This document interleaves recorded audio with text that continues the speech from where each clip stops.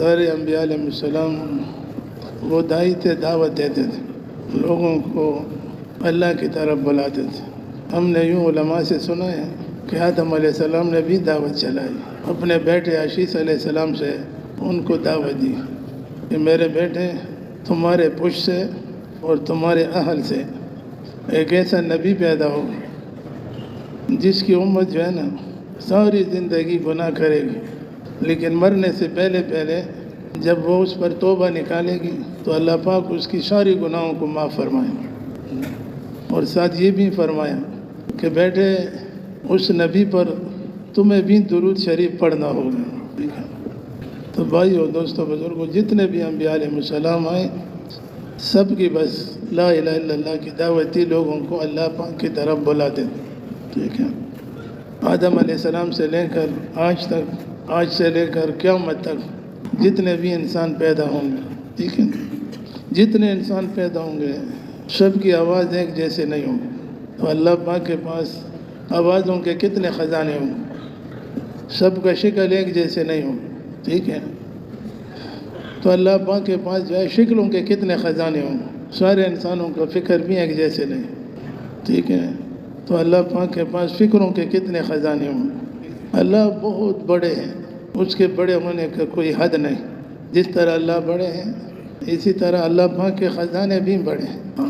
اللہ کے خزانوں میں کوئی کمی نہیں آتی۔ ہم تو دنیا میں زندگی گزارتے ہیں اور دیکھتے بھی ہیں کہ یہاں انسان جو سلسلہ چلاتے ہیں کبھی ایک چیز کی کمی آ جاتی ہے، کبھی دوسری چیز کی کمی آ جاتی ہے، ٹھیک ہے، کبھی آٹے کی کمی، کبھی گھی کی کمی، کبھی بجلی کی کمی، کبھی گیس کی کمی، ٹھیک ہے، لیکن اللہ کے خزانوں میں کوئی کمی نہیں، بالکل نہیں۔ بس انبیاء علیہ السلام یہی محنت کرتے تھے کہ اللہ کے خزانے بڑے ہیں، اس اللہ سے تعلق بناؤ اور اس کے خزانوں سے لینے والا بن، اس کے خزانوں سے لینے والا بن۔ جب بھی کوئی حاجت پیش آ جائے نا، کوئی حاجت پیش آ جائے تو توجہ دھیان اللہ کی طرف جائے۔ علماء سے سنا ہے کہ اللہ پاک کو سب سے پیارا ہے اور اللہ کو قریب انسان جو ہے وہ ہے جس کا ہر وقت دھیان اللہ پاک کے ساتھ لگا ہوا، اللہ کی طرح، یعنی اللہ سے اس کا دھیان لگا ہوا، اس کا توجہ جو ہے وہ اللہ کی طرف جائے، کسی مخلوق کی طرف توجہ نہ جائے، نہ کسی مال والے کی طرف، نہ کسی عہدے والے کی طرف، کسی کی طرف بھی توجہ نہ جائے۔ اور اللہ کو محبوب انسان یہ ہے جس کا ہر وقت توجہ جو ہے وہ اللہ کی طرف ہو اور یقین بھی اس کا اللہ پر ہو کہ اللہ سے ہوتا ہے، اللہ پاک کے غیر سے کچھ بھی نہیں ہو۔ اللہ کا جتنا بھی غیر ہے نا یہ اللہ کے بغیر کچھ بھی نہیں کر سکتا۔ تو بھائیو، دوستو، بزرگوں، انبیاء علیہ السلام یہی دعوت لے کر آئے، لوگوں کو کلمے کی دعوت دیتے۔ کلمہ جو آدمی پڑھ لے یہ ایمان والا بن جاتا ہے، بس یہ ایمان والا، لیکن کلمے کی یقین کو دل کے اندر اتارنا ہے، ٹھیک ہے۔ جس طرح کلمے کا مفہوم معنی ہے نا، نہیں ہے کوئی عبادت کے لائق سوائے اللہ، اسی طرح نہیں ہے کوئی بھی مشکل کشا سوائے اللہ، کوئی بھی نہیں ہے حاجت روا سوائے اللہ، کوئی بھی حاجت روا نہیں ہے، کوئی کارساز نہیں ہے سوائے اللہ، کوئی بھی رزق دینے والا نہیں ہے سوائے اللہ۔ یہ ہر مسلمان مرد کا عورت کا یقین بن جائے، چاہے امیر ہو چاہے غریب، پڑھا لکھا ہو ان پڑھ۔ یہ تبلیغ کی جو محنت ہے نا، دعوت و تبلیغ کی محنت، یہ انبیاء علیہ السلام کی محنت، اور اس محنت کا مقصود یہ ہے کہ یقینوں کی تبدیل، یعنی دنیا کی کسی چیز سے کچھ بھی نہیں ہوتا سوائے اللہ، نہ مال سے، نہ ملک سے، نہ تخت سے، نہ تاج سے، نہ حکومت سے، نہ کرسی سے، نہ سونے سے، نہ چاندی سے، نہ کسی کے عہدے سے، الا اللہ، سوائے اللہ۔ اس یقین کو بنانا، تبلیغ میں پھرنے کا مقصد بھی یہی ہے کہ ہم اپنے یقینوں کو مضبوط کریں، ہمارا یقین اللہ جل شانہ کی ذات عالی پر آ جائے اور مخلوق سے ہمارا یقین کٹ جائے، نہ اس سے کوئی امید ہو مخلوق سے، اور نہ کوئی مخلوق سے جو ہے خوف بھی نہ ہو، اور اس سے جو ہے امید بھی نہ ہو، کوئی تمام مخلوق سے نہ ہو، الا اللہ، سوائے اللہ۔ تو بھائی اس محنت کے لیے ہم جمع ہوئے۔ یہ جمع ہونا جو ہے نا، یہ جمع ہونا بزرگ ہمارے علماء فرماتے ہیں جمع ہونا اس لیے ہے، یہ صرف ہم اس لیے جمع ہوتے ہیں کہ پوری دنیا میں ہم منتشر ہو جائیں اور پوری دنیا کے کونے کونے میں یہی کلمے کی دعوت چلائیں کہ اللہ کا کلمہ جو ہے یہ پوری دنیا میں غالب ہو جائے اور کفر کا کلمہ جو ہے یہ پوری دنیا میں مغلوب ہو جائے۔ اس کے لیے غریب کو بھی محنت کرنی پڑے گی، اور یہ ہر ایک کے لیے ضروری ہے، ہر ایک کے لیے ضروری ہے، کیونکہ حضور پاک علیہ السلام کے بعد دوسرا نبی نہیں آئے۔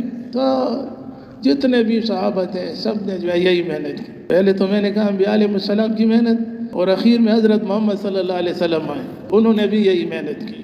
اور کتنا محنت کی؟ 23 سال محنت فرمائی، 23 سال۔ اور 23 سال محنت کا مقصد یہ نہیں تھا کہ میری امت جو ہے میری امت یہ مال ملک والا بن جائے، یا تخت و تاج والا بن جائے، یا سونے چاندی والا بن جائے، ٹھیک ہے۔ حضور پاک علیہ السلام کی 23 سال محنت کا مقصد یہ تھا کہ میرا ہر امتی جنت والا بن جائے، ٹھیک ہے، اور میرا ہر امتی جہنم سے بچ جائے۔ اس محنت کا مقصد یہ تھا، اور یہ بھی سب کو پتہ ہے، قرآن کا جو ہے مفہوم ہے بیان کہ کامیاب وہ انسان ہے جو جنت میں چلا جائے، اور ناکام وہ انسان ہے جو جہنم میں چلا جائے، ٹھیک ہے۔ تو یہ محنت اس لیے ہے کہ سارے کے سارے مسلمان اس کام کے کرنے والے بن جائیں، مقام پر بھی کریں، اپنے جو ہے نا علاقے میں بھی کریں، اور اپنے ملک میں بھی کریں، اور دنیا کے کونے کونے تک اس کی نیت بھی کریں اور جائیں بھی۔ اسی مرکز سے دنیا کے کونے کونے تک ہمارے غریب ساتھی گئے، دنیا کے کونے کونے تک، جو آخری باؤنڈری تک بھی ہمارے اسکواڈ کے ساتھی گئے، بس آگے پانی ہے اور دنیا نہیں ہے، انسان نہیں رہتے۔ تو بھائیو، دوستو، بزرگوں، بس اصل محنت یہی ہے سارے مسلمانوں کا کہ لوگوں کو اللہ کی طرف بلانا، اللہ کی طرف بلانا، خود بھی عمل کرنا، لوگوں کو اللہ کی طرف بلانا، در در، گھر گھر، ملک ملک، اقلیم، بر اعظم تک پوری دنیا میں پھرنا۔ صحابہ نے تو قبریں بھی بنائی، ٹھیک ہے، ملکوں میں قبریں بنائی، روس میں بھی ان کی قبریں بنائی، افریقہ میں بھی ان کی قبریں بھی، ہمارے پشاور میں بھی صحابہ سنان رضی اللہ تعالیٰ عنہ کے قبر پشاور میں، یہ عکاشہ رضی اللہ تعالیٰ عنہ کے بھائی ہے، بھائی، ٹھیک ہے، یہ پشاور اس زمانے میں آئے تھے، صرف یہی کلمے کو لے کر پوری دنیا میں پھیل گئے۔ ابھی جو یہ سارے دنیا میں اذانیں ہوتی ہیں، کلمے والے ہیں، عالم ہیں، مدرسے ہیں، ٹھیک ہے، اللہ کی قسم یہ ان کی محنت کی ثمرہ ہے، انہوں نے مجاہدے کیے، ٹھیک ہے، بڑے مجاہدے کیے، چپلوں کے بغیر بھی صحابہ کی سفر ہوئی، کانے کے بغیر بھی ان کے سفر، پتوں کو جو ہے نا پانی میں بھگو کر بعد میں کانے لگے، اسی طرح صحابہ نے دین کو پھیلایا۔ حضور کے زمانے میں صبح جو ہے نا حضور پاک علیہ السلام کے پیچھے صحابہ کرام نماز پڑھ رہے ہیں، صبح سلام پھیرا تو 150 صحابہ کرام جو ہے نا بھوک کی وجہ سے بے ہوش جو ہے نا گر گئے، بے ہوش بھوک کی وجہ سے، یہ حضور پاک علیہ السلام کی موجودگی میں۔ پھر حضور ان پر روئے نہیں، فرمایا جس کا مفہوم کہ آپ کو اگر اس بھوک کا پتہ چل جائے کہ اللہ اس پر آپ کو کیا دیں گے تو آپ دعائیں مانگیں گے کہ اللہ پوری زندگی جو ہے نا ہم بھوک کے لیے تیار ہیں، اس پر اتنا آخرت میں ملے گا، اتنا ملے گا، تھوڑی سی تکلیف برداشت کریں گے تو آخرت کی تکلیف پہ بچ جاؤ، گرمی برداشت کرو گے آخرت کی گرمی سے بچ جاؤ، سردی برداشت کرو گے دین کی محنت کے لیے کہ اللہ کا دین دنیا میں عام ہو جائے تو آخرت کی سردی سے بچ جاؤ، ٹھیک ہے۔ بیوی بچوں کی جدائی برداشت کرو گے، وہ جماعتیں ابھی بھی آئی ہے یہاں باہر ملکوں سے، ان کے بھی بیویاں بھی ہیں، بچے بھی ہیں، والدین بھی ہوں گے، ٹھیک ہے، دوست ہوں گے، اپنا ملک پیارا ہوتا ہے۔ مولانا یوسف صاحب کا بیان ہے، اس کی بیان کی بڑا مفہوم یہ ہے کہ جو دنیا میں جدائی اختیار کرے گا دین کے لیے، بیوی بچوں سے جدائی اختیار کرے، آخرت میں اللہ پاک ان سب کو جنت میں اکٹھا کر دے اور ہمیشہ کے لیے اکٹھا کر دے، ٹھیک ہے۔ تو بھائیو، دوستو، بزرگوں، دین کے بغیر کامیابی نہیں، اللہ پاک کی قسم، دین کے بغیر کامیابی نہیں۔ دین اللہ کے احکامات اور حضرت محمد صلی اللہ علیہ وسلم کے وجود اطہر سے نکلے ہوئے اعمال کو کہتے ہیں۔ دین کے بغیر کوئی بھی آخرت میں کامیاب نہیں ہو، اور دین یاد رکھو، دین زندگی میں آئے گا دین کی محنت سے، زندگیوں میں دین آئے گا دین کی محنت کرنے سے، دکان کی محنت کرنے سے زندگی میں دین نہیں آئے گا۔ کہ آپ کہیں گے کہ میں تو محنت کرتا ہوں صبح سے لے کر شام تک جو ہے نا دیر تک جو ہے وہ دکان میں بیٹھا ہوں محنت کرتا ہوں، دکان کی محنت سے پیسے آئیں گے، زمیندارے کی محنت سے غلے آئیں گے، ٹھیک ہے، اور باغوں کی محنت سے پل آئیں گے، کارخانوں کی محنت سے یہ چیزیں آئیں گی۔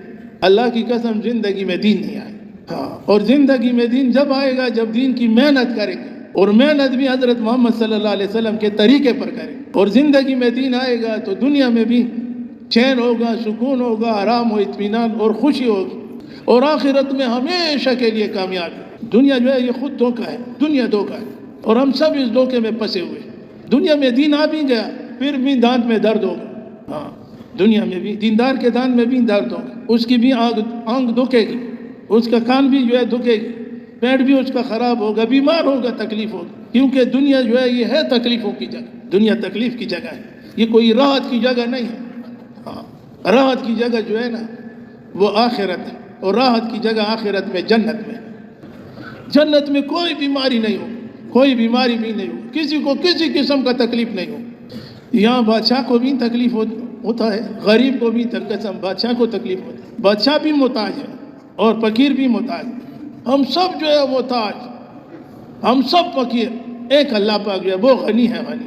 تو دین کی محنت سے جو ہے نا زندگی میں دین آئے گا، اور جب زندگی میں دین آئے گا تو سکون ہوگا، چین ہوگا، آرام ہوگا، اور پھر موت آتے ہی، یعنی موت آتے ہی آپ کے خوشیاں شروع ہو جائیں، روح بھی پرواز نہیں ہو، روح بھی نہیں نکلا ہوگا کہ آپ کے آخرت کی خوشخبریاں شروع ہونے لگیں۔ لیکن بھائیو، دوستو، بزرگوں، محنت ضروری ہے۔ قبر میں جاؤ گے پھر بھی خوش ہو، قبر میں جو ہے وہ جنت کا بستر آپ کے لیے بچھائے۔ ہاں، قبر میں بھی کہتے ہیں یہ جو ہے نا کوئی مٹی کا ڈھیر نہ سمجھو، ہاں، مٹی کا ڈھیر نہ سمجھو، یہ آپ کے لیے جو ہے نا عذاب بھی بن سکتا ہے، اور آپ کے لیے جنت بھی جو ہے نا، جنت بھی جو ہے نا بن سکتا ہے۔ تو یہ محنت ضروری ہے، اور ہر مسلمان کے لیے ضروری ہے۔ ہر مسلمان سے پوچھو، عمر دیا تھا کیسے گزارا، ان عمری فیما افنا، عمر دیا تھا کیسے گزارا، اور جوانی دیا تھا، جوانی کی طاقت کہاں خرچ کی؟ اللہ کے راستے میں، اللہ کے دین کی محنت میں خرچ کیا، یا مال کمانے میں خرچ کیا؟ مال کمانے میں، مال کمایا کیسے تھا پوچھو گی، اور پھر صرف خرچ کیسے کیا، اور جب جو تم جانتے تھے نا، جانتے تھے اس پر کتنا عمل کیا؟ سب جانتے ہیں جھوٹ ٹھیک نہیں ہے، جھوٹ تو ٹھیک نہیں ہے۔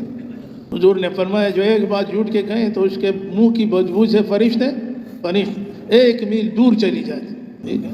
فرمایا جو مذاق میں بھی جھوٹ نہ بولے۔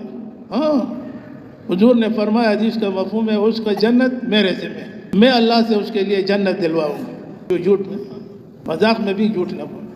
تو بھائیو، دوستو، یہ محنت کریں گے، یہ ساری صفاتیں پیدا ہوں گی۔ دعوت و تبلیغ کی محنت سے، لوگوں کو اللہ کی طرف بلانے کی محنت سے زبردست چیز یہ ہے کہ انسان کا یقین اللہ کی ذات پر آ جائے۔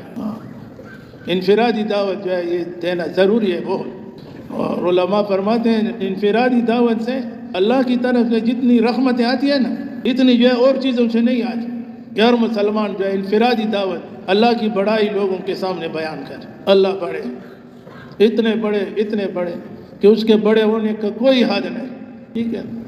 تو بس بھائیو، دوستوں، بزرگوں، یہ محنت ضروری ہے۔ ابھی جو ہے جوڑ آ رہا ہے، بزرگ فرماتے ہیں سارے پرانے ساتھی 4 مہینے والے کام مقام پر کرتے ہیں یا نہیں، سب کو جو ہے جوڑ میں جو ہے شرکت کے لیے بلایا ہے، اور سب چلے جائیں، ماننا چاہیے۔ بڑے حضرت جی صاحب الیاس رحمۃ اللہ علیہ فرماتے تھے، کیا فرماتے تھے پتہ ہے؟ کہ بس تبلیغ ماننے کا نام ہے، ماننے کا نام تبلیغ۔ بلاوا کیا ہے کہ آ جاؤ، سارے پرانے چلے جائیں۔ ایک دفعہ جی صاحب رحمۃ اللہ علیہ نے فرمایا، خود میں بیان میں بیٹھا تو جو یہاں پر آئے گا نا، یہاں پر آئے گا، ہمارے بلاوے پہ آئے گا، یا کم از کم مہینے 2 مہینے میں ایک دفعہ آئے، ہاں، تو اس کو یہاں کے صفات منتقل ہوں گے۔ اور ایونٹ والوں کے اندر کیا صفات ہیں؟ یہی صفات ہیں، دن رات لگے رہتے ہیں کہ اللہ کا دین پوری دنیا میں پھیل جائے، اللہ کا کلمہ پوری دنیا میں غالب ہو جائے، اور اللہ کے جتنے بھی اللہ نے انسانوں کو پیدا کیا، یہ سارے کے سارے انسان جو ہے وہ جنت میں جانے والے بن جائیں، اور سارے کے سارے انسان جہنم سے بچ جائیں، ٹھیک ہے۔ کہتے ہیں جو ہمارے پاس آئے گا یہاں پر تو ان کو یہی صفات منتقل، یہی صفات ان کو بھی یہ منتقل ہو، پھر مقام پر جا کر وہ کام کریں، اپنے محلے میں کریں، ٹھیک ہے، اپنے بستی میں کریں۔ تو بھائی اور دوستوں، بزرگوں نے بلایا ہے، اور ماننا جو ہے تبلیغ میں تو اصل چیز ماننا ہے۔ مولانا سید خان سے فرماتے تھے کہ انبیاء علیہ السلام اللہ پاک کی نگرانی میں چلے، صحابہ حضور کے نگرانی میں چلے، صحابہ کرام رضی اللہ تعالیٰ عنہم اجمعین حضور کے نگرانی میں چلے۔ فرمایا جو بھی اپنے بڑوں کے مشورے کے بغیر تھوڑا سا بھی چلے تو کہیں سے کہیں دور بھٹک جائے۔ جتنے پرانے ہیں نا سب کو جانا چاہیے۔ مولوی سید خان صاحب کا خط کو 8 مرکز پرانے مرکز میں آیا تھا، اس میں لکھا تھا کہ جب بھی تبلیغ کے بارے میں لکھا جب بھی اللہ کے راستے میں نکلو، جب بھی نکلو تو اپنے آپ کو آخر تک ناواقف اور جاہل سمجھ۔ اگر یہ نیت بھی بدل جائے، میں پرانا ہوں، میں شورا والا ہوں، میں ملکوں والا ہوں، ٹھیک ہے، ہاں، اگر یہ نیت بھی بدل جائے تو ترقیات رک جاتی ہے، اس انسان کی ترقی بند ہو جاتی ہے اور دوسروں کے لیے باعث خطرہ بن جاتا ہے۔ تبلیغ تو یہ ہے کہ آدمی جتنا تبلیغ کرے اتنا اندر سے پات آ جائے، ٹھیک ہے۔ درخت میں جب پھل ہو نا تو پھل والا درخت جو ہے نا وہ چکا ہوا ہوتا ہے، تبلیغ کرتے کرتے جب صفات اندر آتے ہیں نا تو پھر ساتھی جھکتے ہیں، پھر عاجزی آ جاتی ہے، تواضع آ جاتی ہے اور انکساری آ جاتی ہے، اور یہ بھی صاف ستھری بات ہے۔ اگر کرتے کرتے یہی صفات پیدا نہ ہو تو مولانا صاحب رحمۃ اللہ علیہ نے فرمایا کہ اپنے عمل پر ڈرو اور استغفار زیادہ کرو کہ ان اللہ تمہارے اعمال اللہ قبول نہیں کرتے۔ ہاں تو بھائیو، اور اگر صفات پیدا ہو، عاجزی، تواضع، انکساری، اور سب سے بڑی چیز یہ ہے نا کہ میں کچھ بھی نہ ہوں، یہ سارے سب کچھ ہے، اور اپنے عمل پر ہر وقت اپنے عمل پر ڈر۔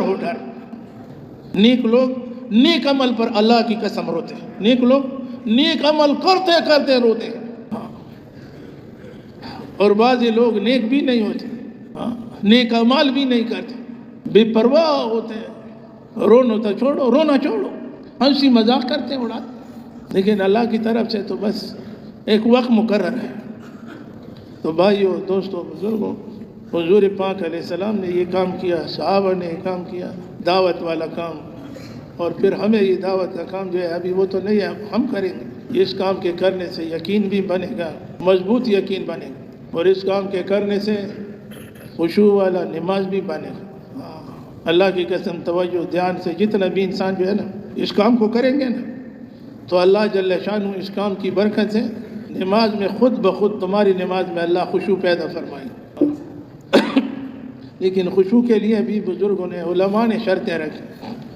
پیٹ جو ہے نا، پیٹ بھی صاف ستھرا ہو، کوئی پیٹ میں حرام چیز نہ ہو، یاد رکھو، اس کا نماز خود بخود خشوع والا بن جائے۔ سنت طریقے سیکھنے بھی ہیں اور سنت طریقوں پر عمل بھی کرنا ہے۔ بعضوں ہمیں ایک دو کچھ طریقوں کا پتہ ہوتا ہے، لیکن پھر عمل کے وقت پھر وہ بھول جاتے ہیں۔ جیسے شیخ الحدیث صاحب نے لکھا ہے فضائل رمضان، سارا دن آدمی روزہ رکھتا ہے نا، افطار کے وقت پھر افطار کی دعا بھی بھول جاتی ہے، ٹھیک ہے، افطار کی دعوت تو دیتے ہیں، واز بھی لگاتے ہیں، اللہ سے ہوتا ہے، اللہ کے خیر سے نہیں ہوتا۔ اللہ پاک نہ کرے پھر اگر معاملہ بھائی کے ساتھ آ گیا نا پھر یہی دعوت تو تبلیغ بھول جاتی ہے۔ بھائی تو چھوڑو نا، باپ کے ساتھ بھی آیا، باپ بھی بھول جاتے، ورنہ والدین تو جو ہے یہ تو آپ کی جنت بھی ہے اور آپ کی جہنم بھی ہے، ان کی رضا میں اللہ راضی ہوگا، جنت ہے، اس کو ناراض کریں گے تو ناراضگی پر اللہ ناراض ہو کر تمہیں جنت میں نہیں لے جائے گا۔ وہ تبلیغ نہیں ہے، تبلیغ عملی تبلیغ بس بھائی کے ساتھ کیسے زندگی گزارنا ہے، والدین کے ساتھ کیسے زندگی گزارنا ہے۔ علماء کرام کو اللہ ان کی عمر میں برکت ڈالے، پوچھ لیا کرو، ایک ایک بات پوچھ لیا کرو۔ ہم بہت کمزور ہیں، سب بات ہے، تبلیغ میں نکل کر بہت سی چیزیں جو ہے سامنے آ جاتی ہیں، واپسی پر پھر ہمارے عمل میں وہ چیزیں نہیں ہوتی۔ تو بھائیو، دوستو، بزرگوں، اصل عمل ہے، بس صاف ستھری بات عمل ہے، اور وہ عمل بھی اللہ کے لیے، ٹھیک ہے، اللہ کے لیے، اللہ کی رضا کے لیے، اخلاص کے ساتھ عمل۔ تبلیغ میں پہلے آدمی نکل جاتا ہے تو ٹھیک ہے، کچھ انسان کمزور ہیں، کوئی برکت کے لیے جاتا ہے، کوئی مقدمہ جیتنے کے لیے جاتا ہے، ٹھیک ہے، کوئی جو ہے نا ماحول اس کا صحیح نہیں ہے کہ میرا ماحول صحیح ہو جائے، مقصد سمجھ کر تبلیغ نہیں کرتے، یہ میرا کام ہے۔ اللہ پاک نے انبیاء علیہ السلام والا کام اللہ نے مجھے دیا، بھائی اس کی قدردانی کرنی چاہیے، تبلیغ کی قدردانی کرنی چاہیے۔ تبلیغ جو ہے یہ اللہ کی طرف سے رحمت ہے، اللہ پاک کی قسم، یہ اللہ کی طرف سے زخمت نہیں ہے، رحمت ہے، رحمت۔ اور تبلیغ کی قدردانی، تبلیغ کی تقاضوں پر اپنے آپ کو جھونک دینا، یعنی تبلیغ کی قدردانی یہ ہے کہ تبلیغی تقاضا آ جائے اس پر اپنے آپ کو تیار کرنا، اس کے لیے میں تیار ہوں۔ اور تبلیغ کی ناقدری کیا ہے؟ تبلیغ کی ناقدری یہ ہے نا کہ تبلیغ کی تقاضوں سے اپنے منہ کو موڑنا، پہلا تو ہی کر، روزے کا وقت آ جائے بہانے بنا، گشت کا دن آ جائے بہانے بناتے، ہاں ہمارے ایک ساتھی ہیں مجمع میں ہوں گے، کہتے ہیں یار بہانے تو حضور کے زمانے میں بھی لوگوں کے چلتے تھے. پرانا ساتھی ہم سے تبلیغ میں بھی پرانا، عمر میں بھی بڑا، حضور کے زمانے میں بھی جو ہے منافقین بہانے بناتے تھے. حضور پاک علیہ السلام ظاہر پر فیصلہ کرتے تھے، کیونکہ باطن تو حضور کا پتہ نہیں تھا، علم غیب تو نہیں تھا حضور کے پاس. ظاہر پر جو ہے فیصلے فرماتے تو باطن وہ اللہ کے حوالے کر لیتے. ہمارے ساتھی کہتے ہیں ساتھی بہت سے لوگ ہم کمزور پھیرے میں بول رہا ہوں بہانے بناتا ہوں، تھوڑی سی طبیعت ٹھیک نہیں پھر عمل کو چھوڑ دیتے. کہتے ہیں یہ بہانہ تو یہاں چلتا ہے لیکن اللہ کے لیے بھی بہانہ بناؤ، ٹھیک ہے، بس اللہ کے لیے بہانہ بناؤ. اور اللہ سے چھوڑنے کا بہانہ یہ ہے کہ بس آدمی اللہ کے دین کے تقاضوں پر اپنے آپ کو جھونک کے تیار کرے، نہ سردی سے ڈرے نہ گرمی سے ڈرے، حالات سے کوئی اثر نہ لے، حالات اللہ لاتے ہیں، ٹھیک ہے. کسی چیز سے تبلیغ کا عمل کسی چیز کا بھی محتاج نہیں. عبید اللہ صاحب شیخ الحدیث تھے نظام الدین کے رحمۃ اللہ علیہ، وہ پرانوں کے جوڑ میں فرماتے تھے کہ تبلیغ کسی چیز کا محتاج نہیں. یہ سارے سن، تبلیغ کسی چیز کا بھی محتاج نہیں. تبلیغ اگر محتاج ہے تو اللہ کی مدد کا محتاج ہے. پہلا سے روزہ جو نکلا تھا نماز پڑھنے والا بھی اس میں کوئی نہیں. آوازیں لگاتے تھے، حق کے ہاتھ میں پکڑے ہوئے کیا کہتے تھے؟ تبلیغ آ گئی، تبلیغ آ گئی. یہ ان سروزن کی یہ برکت ہے. ہزاروں لوگ یہاں جمع ہوئے ہیں، کئی ہزار پوری دنیا میں آج سبھی جمع ہوئے. یہ اس سے روزے کی 3 دن کی برکت، حضور کے کام سے قربان. تو بھائیو، دوستوں، بزرگوں، ایک تو عرض ہے، ہمارے مشورے والوں نے کہا کہ سب سے درخواست کریں کہ اللہ سے مانگو کوئی ساتھی جو ہے نا، کوئی ساتھی پرانا جوڑ سے نہ رہ جائے. اور اسی طرح ہمارے علماء کرام حضرات جنہوں نے سال لگائے، بزرگوں نے، ان کو بھی بلائے. وہ بھی کچھ امید ہے، ابھی تو چھٹیاں ہیں مدرسوں کی، جا سکتے ہیں، خوشی خوشی جا سکتے ہیں. اور اگر چھٹی نہ بھی ہو تو سال لگاتے ہیں انشاءاللہ مدرسے کے اپنے محتمم سے کوئی بات کریں. تجھے یہ پرانے ساتھی جائیں اور نئے ساتھی تین چلے کے لیے جاتے ہیں، اس کو بھی ساتھ لے چلیں، ٹھیک ہے. اور یہ ملکوں کے بڑے ملکوں کے تقاضے ہیں اور سارے لوگ منتظر ہیں، منتظر. جماعت آئے گی نا، بہت جماعتوں والوں نے بہت کام کیا اسی مجلس میں اور اسی مجمع میں. ایسے جماعتیں جیسے ساتھی بیٹھے جو جماعتوں میں گئے، ایک جماعت نے ہزاروں لوگوں کو کلمہ پڑھوایا. اس کو ہٹ کے بڑھ. ہاں، روس جیسا ملک دیکھو، روس دیکھو، اس میں بڑے بڑے مدرسے ہیں تبلیغ کی برکت سے. امریکہ میں بھی بڑے بڑے مدرسے، انگلینڈ میں بھی بڑے بڑے مدرسے ہیں. کسی کو نہ دیکھ. وہ پالن پوری صاحب رحمۃ اللہ علیہ فرماتے تھے، آپ لوگوں نے سنا ہوگا کہ ہر مسلمان کو چاہیے، ہر مسلمان کہ کم از کم ایک سفر تو بیرون کر لے. ہر مسلمان کو چاہیے کہ ایک سفر بیرون کر لے. اور ابھی ہمارے مولوی محمد عظیم صاحب نے ترغیب دیا نا اثر میں کہ مولانا عبدالحق صاحب رحمۃ اللہ علیہ، وہ فرماتے اپنے کتاب میں لکھے ہیں کہ ہر مسلمان سے قیامت کے دن پوچھو گی کہ کتنے کافروں کو مسلمان بنایا، کتنے کافروں کو مسلمان بنا. یقین کرو یہ مسلمان ہو سکتے ہیں اگر ہم اپنے اسلام پر صحیح چلیں گے نا، تو ہمیں دیکھ کر جو ہے وہ اسلام میں داخل ہوں گے. صحابہ کرام کو جو ہے، صحابہ کرام کو لوگ دیکھتے تھے وہ ایمان لاتے. حاجی صاحب رحمۃ اللہ علیہ نے ایک دفعہ صبح کے بیان میں فرمایا کہ صحابہ کرام ایسے لوگ تھے ایسے کہ اس کے ساتھ جو ہوا لگتا تھا نا، وہ ہوا کسی کافر کو لگ جاتا تھا تو وہ کافر بھی مسلمان ہو جاتا. ایسے لوگ، ان کی عملوں سے لوگ جو ہے نا، ان کو دیکھ کر جو ہے نا کیا کیا کہیں. سلمان فارسی رضی اللہ تعالیٰ عنہ مدائن کے گورنر تھے. وہاں گورنر مقرر ہوئے تو لوگوں نے کہا کہ گورنر صاحب آ رہے ہیں. یہاں کہتے ہیں کہ بڑے آ رہے ہیں. تو وہ گدے پر سوار تھے، کمزور کپڑے پہنے ہوئے تھے. کتاب میں یہ لکھا ہے کہ کمزور کپڑے، اور گدے پر بیٹھ کر جو ہے گوشت کے ہڈی جو ہے نا، ہڈی والا گوشت جو تھا وہ کھا رہا.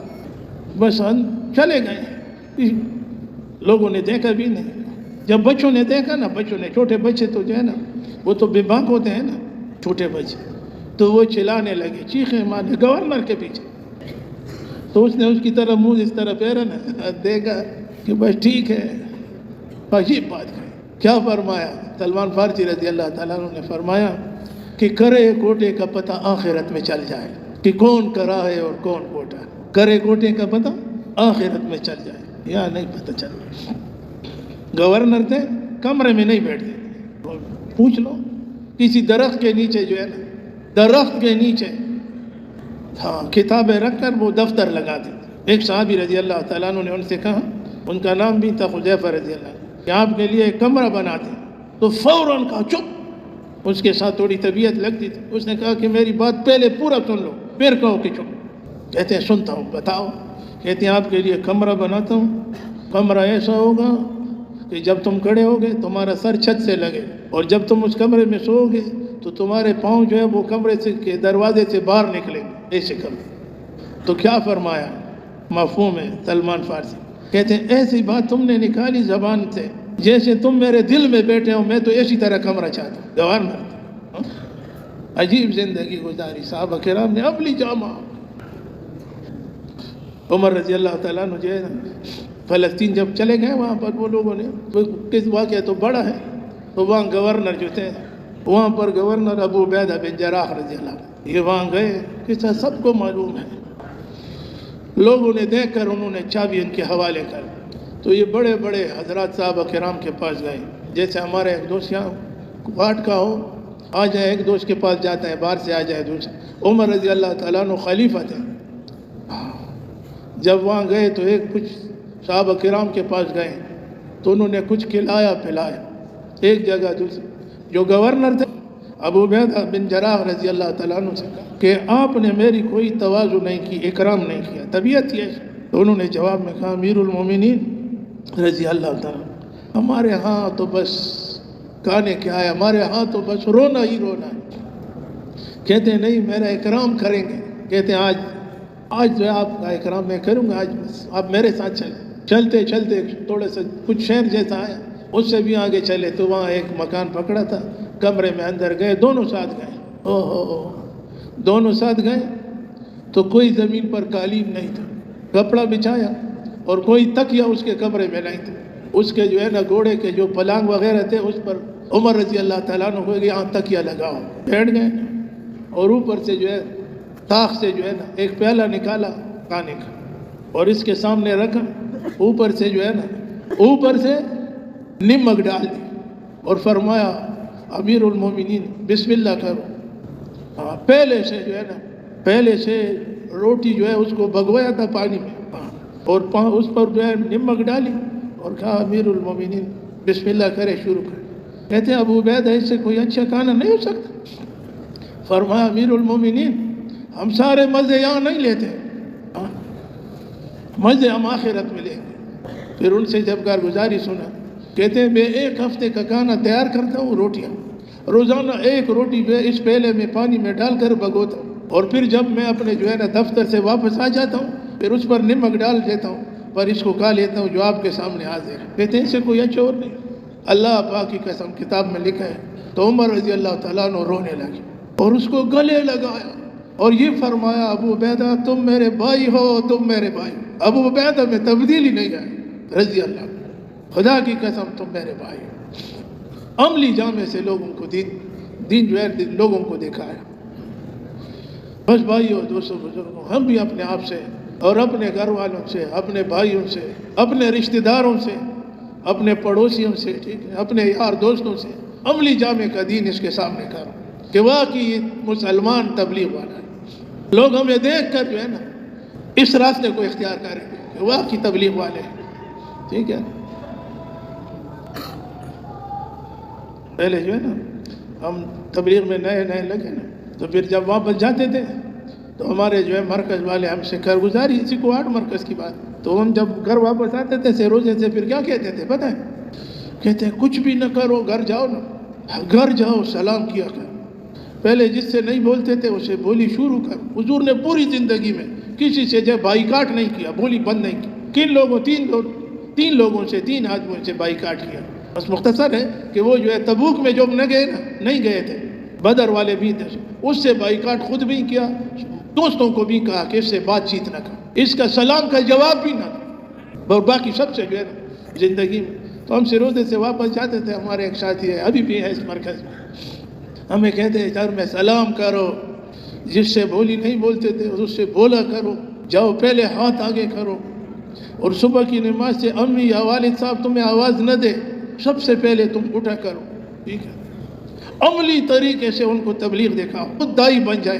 وہ لوگوں کو کہیں گے اگر بچوں کو ٹھیک کرنا ہو تو تبلیغ میں بھیجو. کوئی آدمی اچھا ہو تبلیغ سے چلا گیا واپس تو عورت ایک دوسرے کو کہے گی کہ خاوند کو تبلیغ میں بھیجو, تبلیغ میں بھیجو خاوند تمہارا خیال رکھے. ایک آدمی اللہ کا خیال نہیں رکھتا, اللہ کا اتنے بڑے اللہ کے جس کے ہمارے اوپر کتنے احسانات ہیں. کلمے کا احسان, شکر ہے کہ ہم کسی اور مذہب میں نہیں. اللہ کا جو ہے وہ خیال نہیں رکھتا, وہ والدین کا کیسا خیال رکھے.